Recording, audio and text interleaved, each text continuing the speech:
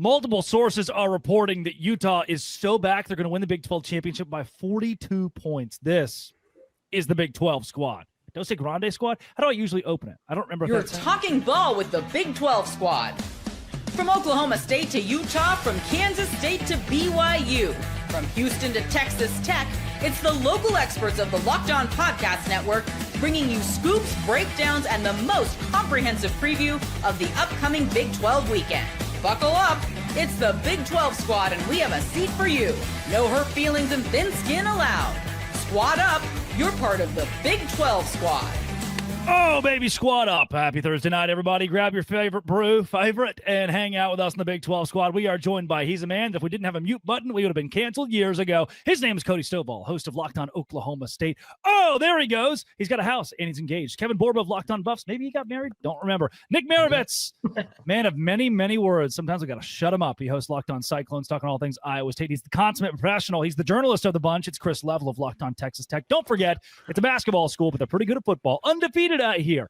Parker Ainsworth, Locked On Cougars with Houston Cougars. Oh, my goodness. There he goes. He's in a car speeding away, getting away from the cops. Jake Hatch of Locked On Cougars from BYU. And finally, he's a man who claims a Big 12 championship every weekend that he wins. His hairline is receding. It's JT Westercell of Locked On Utes. He is talking about the Utes. Plenty to get to this week in Big 12. If you hit subscribe, we all get to keep our jobs. First order of business, sports podcast here. Don't want to get too heavy, too deep.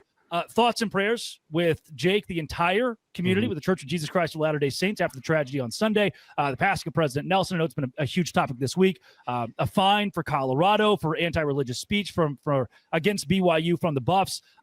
Heavy week, and so our thoughts go out to your entire community and hope you're doing well. Holding up. That's the good news, but yeah, thank you for all that. It's been a crazy, crazy heavy week, as you guys might all imagine, but I'm not going to lie. A little bit floored that the Big 12 levied a fine. I expected the reprimand, but the actual monetary damages, like them hitting him in the pocketbook, that's a new thing. And I think it may change the dynamic when it comes to some of these chants we've heard issued against BYU in the future. Yeah, definitely. I think you immediately see the Big 12 is going to take it a lot more seriously. So good that the conference steps up and says, look, we are looking out for BYU. It's what the Cougars joined a conference for, is to have this level of infrastructure at the very top.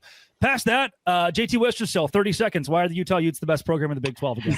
You're so funny, man. Look, I think we were all really overreacted to what happened against our good friend Chris Level's Texas Tech Red Raiders. I think Texas Tech is the best. Overreacted to 34-10? Overreacted as in completely acted like they suck, like some people were doing last week, a.k.a. Parker Ainsworth being one of them, whose team went on the road and barely squeaked out a win against a team that the team he plays this week absolutely steamrolled. So we'll see how good they are this week. But Utah, look, they're talented in the trenches. They still got some things to prove if they are one of the upper echelon teams in this conference. But I do feel like they were snubbed from the AP top 25, and I feel like they're a top 4 team in the Big 12 still. There is more hair on the top of JT's head than there have been wins from Utah against Houston in the entire history of the program. Yes, we had a down. Can I just say we had a down year last year, and we still had a better year than Houston did. Pick a year. Last year, we literally won more games than you. We won more games than you last year. You didn't beat us. Yes, you beat us on the road, backup quarterback. Pick a year. You've never beaten Houston. 4 games. You won. It's weird. I was told by Utah fans that freshman quarterbacks are terrible. I was told that freshman quarterbacks are never good. But there's a school 40 miles away that seems to be winning with a centaur. Define good. What's good? Whoa. That's good. I'm just saying, buddy. What's good? Yeah, Big 12 freshman of the week. Like it's like it. Hey, Will Hammond is a redshirt freshman. Hey, yeah. Will Hammond's amazing at football. Is he in year 2 at Texas Tech? Yeah. He's in year 2 of college football. Is that so? Now what do you do? Do you play Will Hammond? No.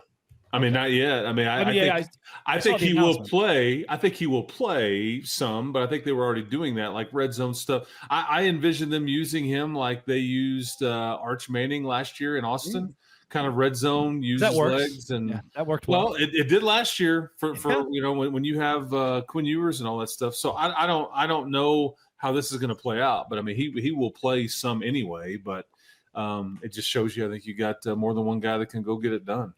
Yeah, Jake, where were you headed there? Well, so JT will give credit to Will Hammond, but not to Bear Bachmeier. No, Bear had a good moment, but I don't. Okay, first of all, Good we don't know moment. Hammond's good quarter. Well, a good game. We'll say that. Just like Bears had a game, but we're talking about good quarterbacks. Like how many quarterbacks in the country are good? Can I see Bear do it against a team that I think is going to be a decent college football team? I'm sorry, Bor, but I don't think Colorado is going to be great this year. JT, here's the deal. BYU has got a great pantheon of great quarterbacks. Jim McMahon, Steve Young, Ty Detmer, some of the greats of all time. Bear Bachmeier is the first quarterback in BYU football history to start his career 4-0 and have 10-plus touchdowns and 0 turnovers. None of those other quarterbacks have done this. Have they played a good team? I think ECU is pretty darn good, dude. Oh, okay. Wow, that didn't take that, Borba. God bless. Damn. Yeah, I mean, Colorado should have won that game. I mean, the metrics say it, everything says it, right? But the defense can't tackle, which is a problem. Their quarterback, he looks like he's like constantly deciding like what he's going to do. Like, does he want to throw the ball or does he not? And it feels like he's always ready to run before he even looks around. And yeah, I think they let BYU back into that game, and it's an unpopular take, but they really did. Borba, to your point, I will say on paper, Colorado is the most talented team BYU has played, and you're right. The stats. Why did they go away from the running game? I was there watching that game in person, and I am floored that Colorado went away from the run game. BYU was struggling mightily to contain anything Colorado did on the ground. Yeah. Hey, Jake, is your shirt color aqua? Kind of bluish. I don't know. Yeah, I like Braylon it. Miller, Jake, to your credit, or to your point, had 8 carries. 3 of them came on one drive where he ran for a touchdown, and then they only gave him 5 more carries the rest of the game. It made no sense. Colorado clearly has a problem. They have a leadership problem. They have a play calling problem. They have a quarterback problem, and they have a tackling problem. So a lot of problems to go around. Well, it's good that Deion Sanders just accepted the Arkansas job, that he is headed to Fayetteville. Don't you take Mike Gundy's job from him? That would be mighty rude of you. Bobby Petrino sitting right there with his neck brace ready to go. Exactly. Motorcycle, exactly. I mean, Borba, what are your topics if Deion leaves? How beautiful the mountains are? I mean, another cold day in Boulder? Like what? Lots of tweeds and lots of our top 100 favorite Deion Sanders moments every day. Yeah. Should they leave Shedeur Sanders' number retired? There you go. That'd be something. That would be a conversation. Cody, where do we sit? Is Rhett Lashley or Colin Klein? That's the new one. Matt Wells, hopefully. I mean, it's always going to revert back to Zach Robinson, but we are hearing that G.J. Kinney is somebody that we are seriously pushing for. Another name that is seemingly pretty popular right now, which I think I 100% agree with, is Alex Golesh.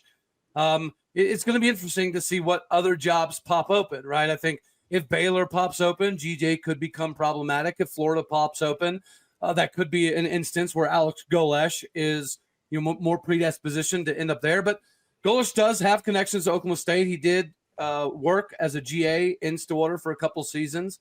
He's clearly a program builder. GJ Kinney, regionally, he's already made statements about wanting to stay in his area of expertise, and Oklahoma State does accomplish that. But if anything doesn't work out, it's always going to revert back to Zach Robinson, and I'm fine with that. You said if Florida opens up. I feel like it's when Florida opens up at this point. Oh yeah. You don't want to get Manny Diaz either, where you hire someone and then they leave. But Cody, question: you said you guys were going to get someone like huge name. Like what are those like huge names outside of GJ Kinney? I mean, in the college football world, I would say so. Zach Robinson would definitely classify as a huge name, especially. I just remember you saying it was going to like blow our socks off. Am I the only one that remembers Isn't John Gruden still in the mix out there in Stillwater? Oh, no. John Gruden. Somebody said no to somebody, and I would imagine Gruden told us no. That would be my guess. Probably yes. Hey, doesn't Kinney have though a pretty big buyout?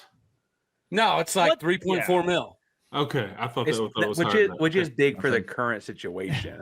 Texas State, that's pretty penny right there. Cody, I'm telling you right now, if they get GJ Kinney, you're going to see it's going to be a trade. Mike Gundy goes to Texas State. GJ Kinney ends up in Stillwater. You really think he would? He'd go to Texas State? Guys, Mike Gundy definitely wants to coach again, and his brother Cale Gundy said, "Wherever Mike goes, I'm going with him." Would he go Mike G5? Gundy and San Marcos needs to be on television. I think Mike Gundy's pride will not allow him to go down.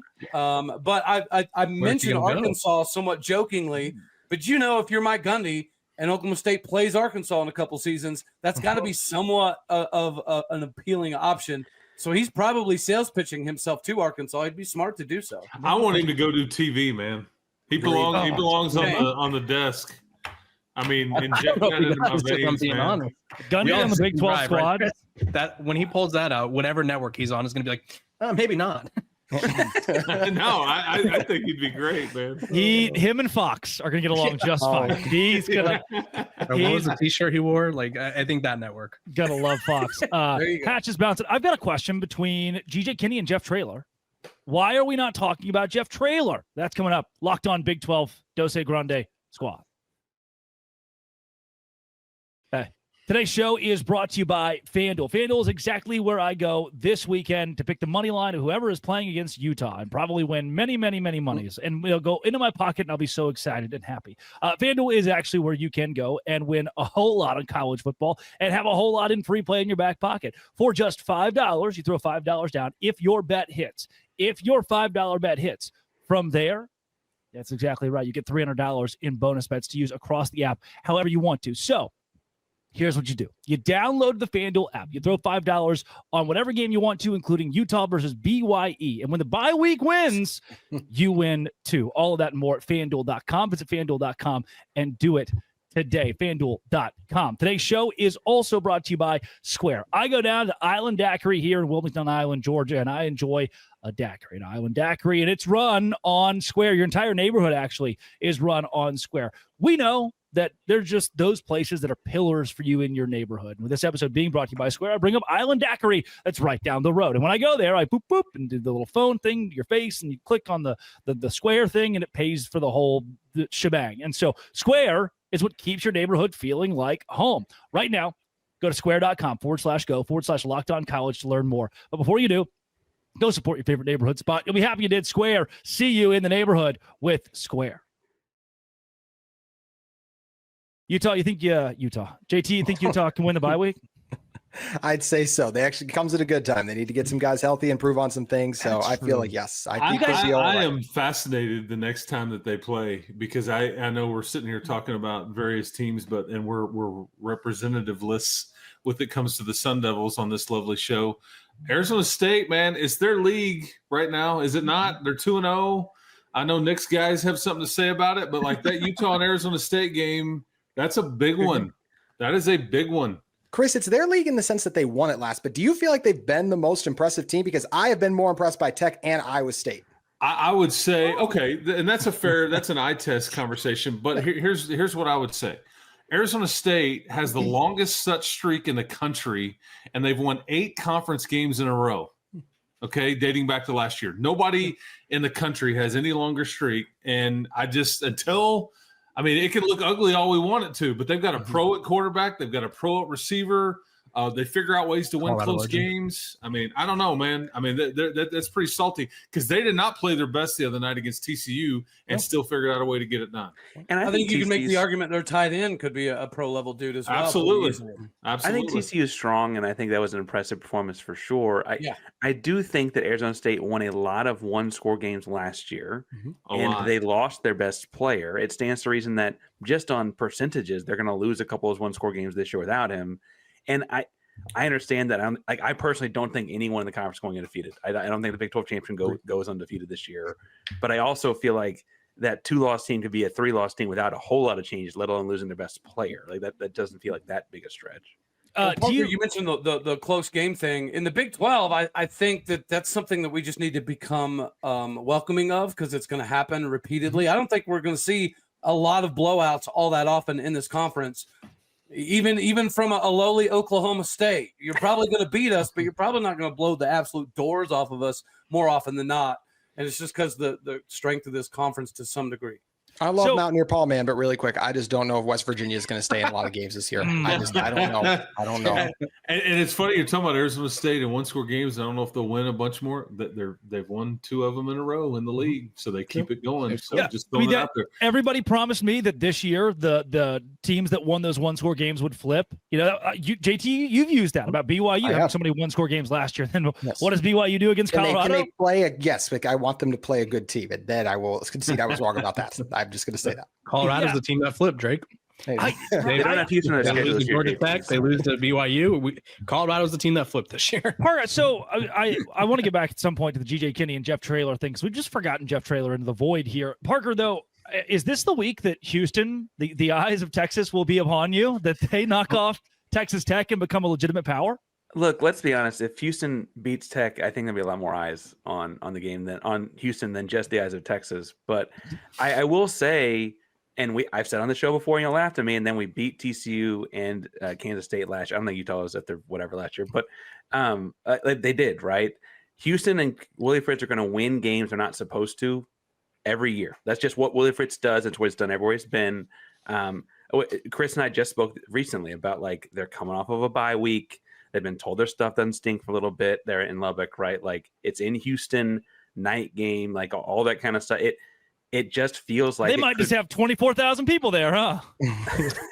Well, there are a lot of Lubbock alumni, I guess. There might be 24,000 Tech fans there. Yeah. I'm not even joking about that. There's a large Tech of alumni in the Houston area. And it might not be this weekend, but there will be wins Houston gets this year just because Fritz doesn't let them lose. There's going to be some game they're not supposed to win. They're going to beat the spread or whatever and come back and win that game. I would like it to be this weekend. I'd like it to be Tech, obviously. There's a little bit more feel good in that one, but I don't think it's that crazy. Everyone's acting like it's outlandish to think it'll happen. And then they derailed Kansas State's entire existence last year. Yeah. I have a real question. It's going to sound like I'm being facetious. I promise I'm not. But legitimately, is Houston more of a threat on the road than they are to some degree at home just because of the environment? The Dave Aranda Baylor syndrome. That's a great point, actually. I don't know if I go that far. I do think Houston, though, and again, I think it's this interesting spot where every single, maybe not JT, but as I'm looking at everyone else, your alumni have people in an alumni center in Houston. It's too big a city not to have it, especially the Baylors, the Techs, the TCUs, the Texas-based schools. Because it's just such a big city that this is the only game those fans get to go watch of their team in their backyard, right? It's a unique situation that, look, let's be honest, doesn't exist in Stillwater, doesn't exist in Ames. It's just, you don't have a bunch of Colorado Buffalo alumni living in Ames, Iowa. That's just not a thing. Borba, you good, man? I'm just listening. Sorry. I was wondering, is this how you do all your podcasts? Just chilling? Yeah, that's right. I love it. I need to pick that up. That new setup. Dialed in, just thinking about man, I wish we could unretire those jerseys and get those guys. Don't lie. You're thinking, when are these dudes going to shut up half the time? Especially when I'm. He's thinking about that TCU win in 23. TCU win. I talked about it today with one of the former players. I was like, what a time! What a time that was. Remember when we all thought Belichick and them were going to do the same thing and they were going to knock off TCU? Oh my gosh! I don't think any of us thought that, but you. No, you but the would, national JT. conversation. I walked into that. That was well played. You well would. Played. I agree with you. That was well played by you there. But I have been laughing all week, Drake, as you flip flop on Devin Dampier week after week. Before the season, you said he sucked. Then last week on my show, or 2 weeks ago, you said he was good. Then you do a graphic in which you call him ass the following week. Where do you land on him? I don't know, man. Some weeks he's good, some weeks he's not. Drake knows that he would be behind Haas Haney. It's okay, JT. Chill out a little bit. We all see it. Listen, there's a great moment. Cameron Stewart brought it up where, I don't even know. Was it who was on the color? Who was the color guy for the Oklahoma State Baylor game? Old Bama quarterback, not McCarron, or it was one. It was one of those guys. McElroy. Maybe it was McElroy. Was it really? No, it wasn't McElroy. You're right. It was not McElroy. Yeah. I was just going off of Bama quarterback. Sorry. Some former bigger name quarterback. I was like, no, Georgia. Not from the guy. Aaron Murray. Murray. It was Aaron Murray. Gotcha. And the play-by-play guy was like, man, so what do you think about Zane Flores? What are some of the saving graces here? And Murray was like, he's got really nice hair. Yeah. He's he's got a sick name. Zane's walking around the world. Him and Isaac Wilson should go toe-to-toe in a QB camp and just those poor kids. Hey, in Zane's defense, he put up at least a somewhat admirable ball game. It's the first time we've looked at a performance and said, okay, we have a little bit of hope. Yeah, I like that. Coming up. JT, how's Jackson Benny? Jackson Bay. We're still waiting on an update, man. But we saw bye week. We have a hard enough time getting here from Witt, and we know he is about injuries, right? But hopefully he's back soon. I mean, 3 picks already this year, going both ways. That's a problem for them. And we're down some safeties and some other guys. Massive loss if he's out. Yeah, Iowa State also banged up. Man, something about Utah, and I know that you'll continue to use this like, oh no, we're hurt because this is now 3-4 years of this. But look, it's legitimate. Like injuries have been a serious issue. What is in the water? What is the strength and conditioning staff doing? Like there are some programs that are so prone to this that genuinely you ask the questions: is there malpractice in how Utah's conducting, whether it's off-season strength and conditioning? There's a question there. Chris Level says no. I think they play a very physical style, and it's punishing, right? And it takes its toll on their own guys. Some of this is just luck, bad luck, but this many years in a row. Well, but what you're saying too is like everything. Well, injuries happen to everyone. I'd be willing to bet you though that unlike the Pac-12, this is a more physical style of football week in and week out in this particular league, and I think there's something to be said about that. I totally agree with that. And the one thing I'll say about Benny that is strange is like some people might go, oh, he was playing both ways. He hadn't even played like 20 snaps both ways. This when he was in, he was targeted a lot. So I don't think he was wearing down because of the dual threat play ability. But I mean, injuries happen to everyone. It's the turf at Morgantown, man. JT, wasn't Utah going full contact for like its spring game for like quarterbacks and everyone like a year ago or 2 years ago? At least a year or two ago. Yeah, there was not during the spring game, but during some practices because they got a quarterback hurt last year. It was bad. And at some point, you gotta turn the volume down a little bit.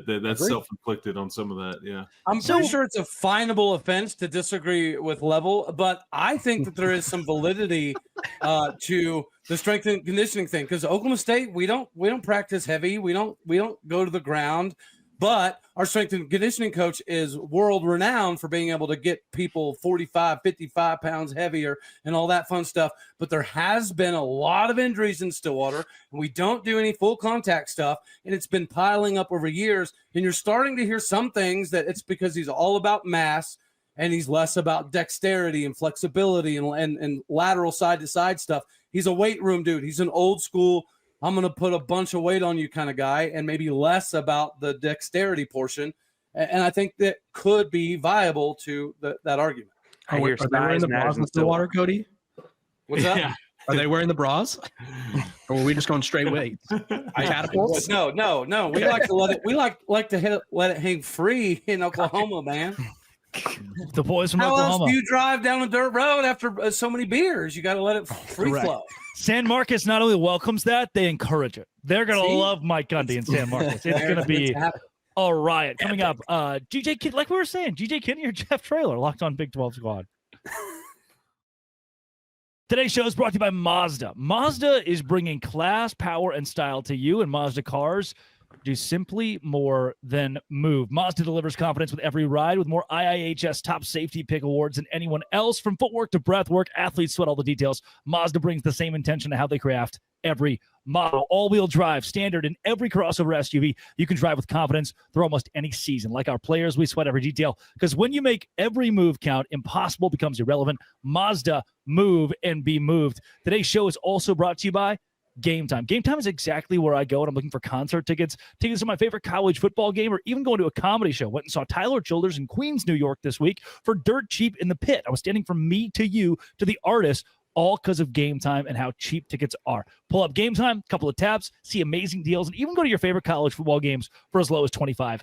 I love the zone deals. Pick a section, Game Time picks the seats, you save big. Take the guesswork out of buying college football tickets with Game Time. Use code LOCKEDONCollege for $20 off your first purchase. Terms apply. Again, promo code LOCKEDONCollege for $20 off. Swipe, tap, ticket, go. Download Game Time and do it today. It's Game Time.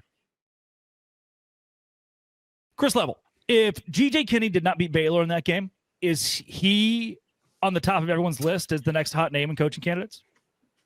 And it's funny because Joey McGuire knows both of the guys you're asking about. He's like very, very close and talks to Jeff Traylor and GJ Kinney a lot all the time. And I think these are both guys that are both ready for a Power 4 opportunity. And I think Oklahoma State would do well with either guy. Kinney may be only known around Texas circles, but he's an up and comer, man. I mean, Here's what's interesting about hiring a Jeff Traylor or a GJ Kinney, though, in this sport these days. Do you have a general manager? Are you willing to have 20 to 30 people like that report to you, and you let somebody else call the plays because you're overseeing this giant organization? It's a bit of a different job than it was 3 or 4 years ago. Can Coach Kinney or Coach Traylor, are Are they ready for all that? I mean, and maybe they are, but I just think that like the jump is different now than it used to be. And just, I'll put my staff together. We'll run this offense and away we go. You're playing a different kind of game right now with personnel departments and all kinds of things that was never a thing before. You got to have somebody that negotiates these deals with rev share, and there's just a lot going on here. So all the reports coming out about the Arkansas McGuire was in the same boat, was he not, when he got hired at Tech? Say it again. Wasn't Joey McGuire in the same boat when he got hired at Tech? Well, no, because he hired he brought a general manager from him with him, and they were kind of at the. I mean, and Drake knows this. James Blanchard, they were kind of came up with this system before it even really started. Whichever some people thought they were crazy. Like, wait, your coaches don't even make the offers to recruits? No, we have a personnel department that's going to do that. We have a general manager and all those things. So it has changed since he's been here, but even then, how different is it now than it was even for Joey McGuire 3 or 4 years ago? Well, Cody Campbell's involvement.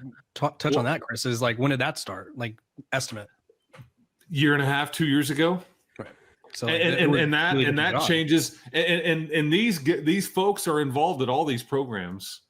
Cody's just a bit more out there with it and transparent, but these people are in some ways, they are general managers or owners of the program because they hold the purse strings. Oh, you want this donation for this deal? Well, then this is what I want. And luckily at Tech, they're aligned and there's not a bunch of ego and all that stuff, because at some places, I don't think, like Arkansas, for example, I don't think they could really get everybody on the same page as it relates to football, and it didn't really work. Yeah, basketball. I think basketball at Arkansas has proven that their donors will pay big bucks. Correct. They could be the next Texas Tech. I think Texas Tech is ahead of the curve in comparison football-wise to Arkansas. No doubt. It's just tough to do in the SEC, I feel like, because there's a lot of other things going on in the SEC. I think it's easier in the Big 12 and the SEC. The hard part. Everyone in the SEC has money. I'm not saying they'll win like Texas Tech's doing. I'm saying that I think they'll build the similar model of going all out.